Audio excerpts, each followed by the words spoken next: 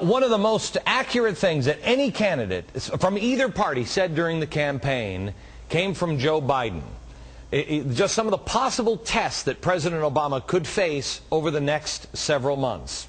We got Russia looking to build bases in Venezuela and Cuba, adding to the evidence that the Cold War didn't end. The tactics just changed. China has indicated that it may stop buying our debt. Boy, that would be really bad if they would do that. And they're getting more aggressive about international waters. In recent days, they've gotten bold enough to start harassing American ships. Iran has denied a UN report that it said it was slowing down its nuclear program. They now say, we're looking to become a nuclear power as soon as we can. North Korea is moving forward with a planned satellite launch that Secretary of State Hillary Clinton says amounts to a long-range missile test. So, where is our president? What is he doing? Mark my words, it will not be 6 months before the world tests Barack Obama like they did John Kennedy. The world is looking. We're about to elect a brilliant 47-year-old president of the United States of America. Remember I said standing here, you don't remember anything else I said.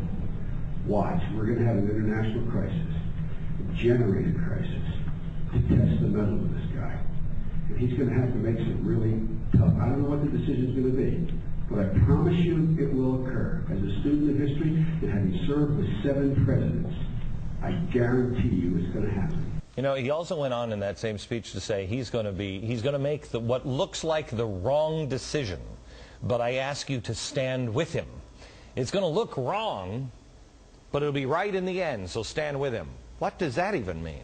The Obama administration has been trying to reassure China of the safety of their $1 trillion investment in new U.S. debt. Stephen Mosher is the president of Population Research Institute, human rights organization that supports free market principles. Boy, we're a million miles away from a free market here, Stephen. I saw this line from the president of China. This was, I think it came out on Friday. He said, of course we're concerned about the safety of our assets. To be honest, I'm a little bit worried. I request the U.S. to maintain its good credit, to honor its promises, and to guarantee the safety of China's assets. Why did the Premier of China say that? Well, the Premier of China says that because we and China are joined at the hip. We have been joined at the hip now for the last 30 years. Since we bought into the idea that if we traded with China, if we invested in China, if we bought a lot of Chinese-made goods, that they would become like us. Instead, of course, they're becoming less like us, we're becoming more like them in the sense that the government is increasing its role in the economic sector and appears ready to assault us on the cultural front as well. So we have bought into the idea that we can somehow change China. And in fact, that's not happening.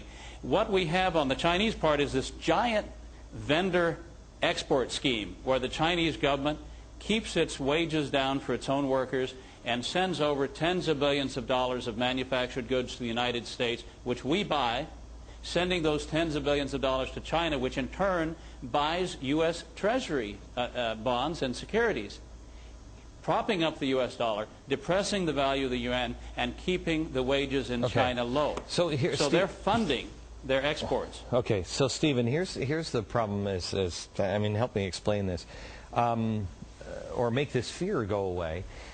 You have Germany, you have France, I think Tony Blair has said it, you've had China say it, the G20 is coming up. They're all talking about having a new reserve currency, a new global currency to replace the current global reserve currency, which would be the dollar. If that would happen, it would just destroy the United States.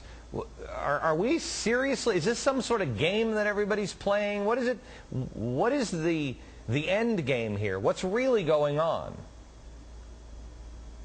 Well, first of all, I do think we face fairly substantial inflation over the next couple of years because we're spending beyond our means, right? We're running up the bill on the national credit card, and we keep going back to the bank, not the Bank of America or AIG. We own it. We go back to China and say, lend us more money, lend us more money. What does it mean in substantial inflation? We're already in inflation. What does substantial inflation mean to you? Well, if the world starts cashing in its dollars, and remember there are at least as many dollars overseas as there are in the United States, we're going to see the dollar lose 20%, 30%, 40% of its value over the next few years. That can happen faster or slower. It depends on how much more money we spend that we don't have. And as far as I can see, the spending spree in Washington is by no means over. Well, now, will China tomorrow try to sell its $800 billion in U.S. Treasury bonds? Not really. It can't, because if it tries to sell them, the rest of the bonds will become more and more worthless, and it will lose money. But will it buy more in the future? I don't think so. Who's going to pay for the hundreds of billions of dollars that we're borrowing? Who's going to lend it to us? That's the question. But that means that we would have to make interest rates go up. I mean, help me out on this. We would have to have a higher return to get people to buy our debt, which means that interest rates have to go up, right? Which means the Fed would have to make money harder to get, which would collapse the whole thing. Right? You know, think about your own credit card. You know, you spend money over your limit, which we're doing now as a country, and the bank raises the interest rate on you from 15% to 20% to 25%. We're going to see the interest rates on the Treasury bonds spike up in the years to come. Okay. A new worldwide currency that would replace the U.S. dollar would destroy the dollar. And of course, they're not talking about gold as a reserve currency. They're talking about another confetti currency that they will then be free to manipulate and of course, inflate as they see the need. I hope we could have Al Gore right there in the center, or somebody with a blue helmet. Wouldn't that be great, America? Okay, thanks very much. I appreciate it. Now, if you're thinking about